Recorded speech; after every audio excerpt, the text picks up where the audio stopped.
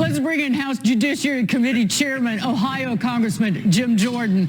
Congressman, that comment from Senator Mark Wayne Mullen, it not only exposed the left-wing liberal sanctimony, but the maleficence that we've had to deal with, and the reason that the United States of America is in the trouble it's in, and the job ahead, the difficult job ahead for President Trump and his team as they try to pull us out of this downward spiral starting next week.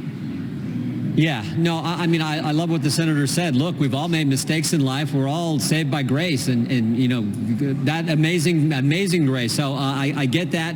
I do think that the people President Trump is bringing forward, nominating for these key positions, I thought Pete did a great job today. The people he's bringing forward in all these positions in the cabinet are the folks who represent what the American people voted for on November 5th. They want folks who will run these agencies where the agencies respect we the people, not these agencies being weaponized against the very people they're supposed to serve. That is the fundamental attitude across the board. Pam Bondi, Kash Patel, Todd Blanche, Pete Hegseth, you name it. They understand they work for us, the American people, and that's the attitude that I think, again, is on display with the folks President Trump has selected.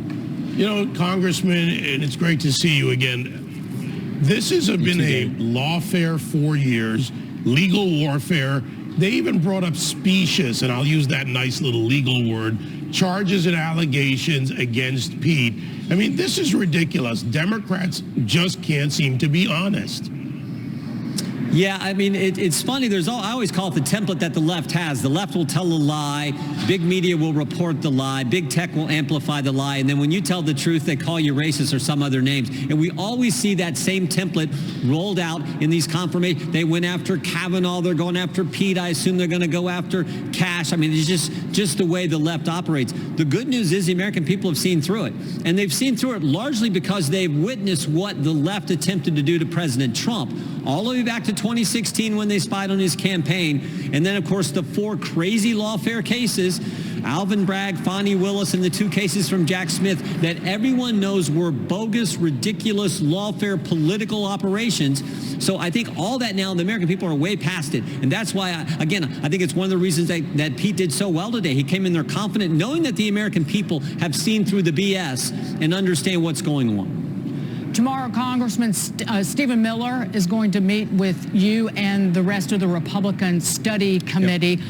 Tell us what you expect to discuss with him. I know that of the 100 executive orders that President Trump is planning to unleash day one, much of that will be focused on immigration, and that is what Stephen Miller is, his central job is. Right. But also, people are trying to poo-poo the rapid deportation that can happen, but 1.4 million illegal immigrants in this country right now have deportation orders in place.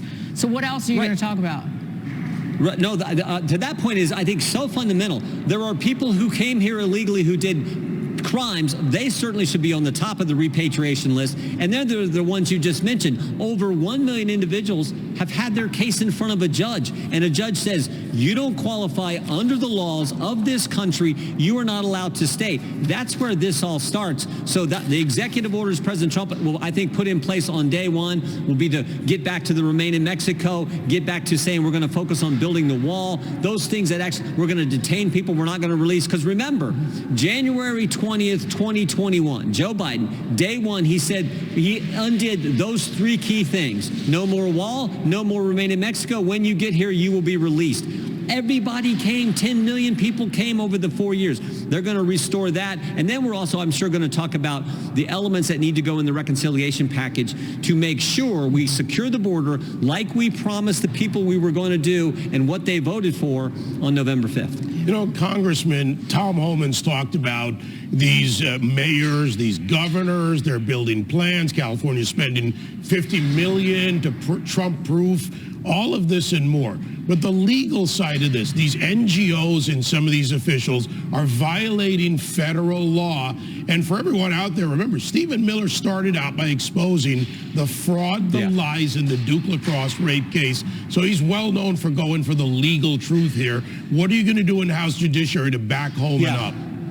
Make sure, I think we need an audit of these NGOs and what they're up to and how they interact with the various government agencies, particularly what took place in the Biden administration. One of the things I think we're obligated to do under our Constitution as a legislative branch is to do oversight. We're going to look back at some of the things, not just in the immigration area. We're going to look back at some of the things the Justice Department has done in other areas. We still think there are answers that the American people deserve on the whole school board situation where they were, investigating moms and dads showing up at school. But we think there's investigative work and oversight work to do to look back on this memorandum written by the FBI that said if you're a pro-life Catholic, you're an extremist. So we think there's work to be done on the Inspector General report that came out last month, which said 26 confidential human sources here at the Capitol area on January 6, 2021. 17 of them went in restricted space, 4 went in the Capitol. So we think there's a lot of work to do there, not to mention what you just mentioned in the area of immigration and how these NGOs operate.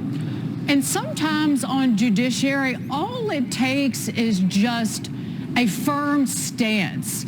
Because I want to move on to the world's biggest asset managers have had enough of their climate crusade. So this is the Net Zero Alliance. Really, This was Larry Fink at BlackRock's, his little baby. The Net Zero Alliance, this climate group, has now essentially kind of disbanded, suspended its operation after BlackRock became the biggest money manager in the nation to bail on this green climate-focused alliance. The group said this, quote, recent developments in the U.S. have led the alliance launching a review of the initiative to ensure it remains fit for purpose in the next global context. Maybe it was the Judiciary Committee that called it a cartel of financial firms and climate activists that were colluding to impose their radical ESG goals on U.S. companies. Congressman Jim Jordan. No, you're exactly. We had a witness testify to that. A comparable organization, Climate Action 100, had a number of people leave that organization as well. And we asked him on the witness, why were people leaving your group? And after him and hauling around, the witness finally said, well, it's because of your investigation. And we know this works.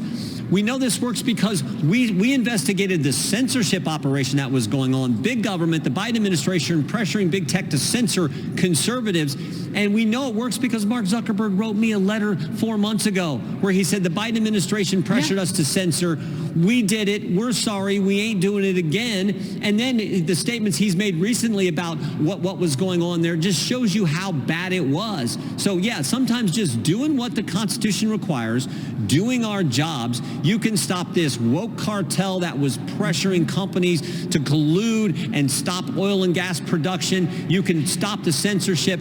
It's what we're supposed to do, and we're proud of the work we were able to do in the last Congress, Republicans on the Judiciary Committee, and we're certainly proud of the position President Trump and Elon Musk and others have taken in defense of the First Amendment. These dopes.